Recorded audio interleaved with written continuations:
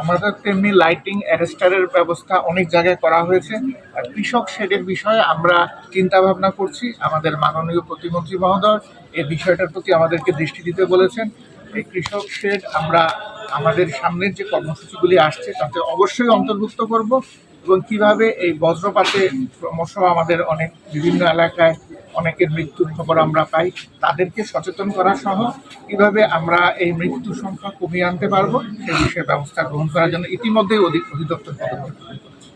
আসলে আমরা বরাদ্দ তো সারা বছরব্যাপী বিভিন্ন ক্ষেত্রে দিয়ে থাকি। টিআরের ক্ষেত্রে, কাবিখার ক্ষেত্রে, বিশেষ ক্ষেত্রে, ভিজিএফ এর ক্ষেত্রে অনেক ধরনের বরাদ্দ। আর যখন ক্ষতিগ্রস্ত হয় কোনো এলাকায়, সেই ক্ষেত্রে সেখানকার জনপ্রতিনিধি, সেখানকার সরকারি কর্মকর্তারা তারাই যেভাবে তালিকা তৈরি করেন, তারা যেভাবে তাদের এলাকার ক্ষতিপূরণকে মূল্যায়ন করে, তার পরিপ্রেক্ষিতে আমরা পাঠিয়ে থাকি। আর বঙ্গবন্ধু স্মৃতি বিজড়িত গোপালগঞ্জ, অবশ্যই তার প্রতি তো আমাদের সবসময় বিশেষ দৃষ্টি থাকবে। আমরা সব এলাকায়, দেশে মাননীয় প্রধানমন্ত্রী প্রায় বলে থাকেন তিনি সারা দেশের সব এলাকার সুষম উন্নয়ন চান। সেরকম ক্ষতিগ্রস্তের ক্ষেত্রে আমরা আমরা যেভাবে আমাদেরকে মূল্যায়ন পাঠানো হয়, ক্ষতিগ্রস্তের তালিকা পাঠানো হয় বা পরিমাণ দেওয়া হয়, তার পরিপ্রেক্ষিতে বরাদ্দ দেওয়া হয়। এবং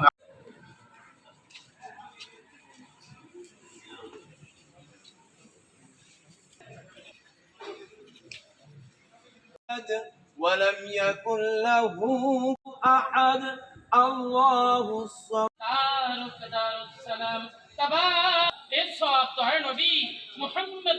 বঙ্গবন্ধু শেখ মুজিবুর রহমান কাল্লা আপনি সম্মানিত মহাপরিচালক, সম্মানিত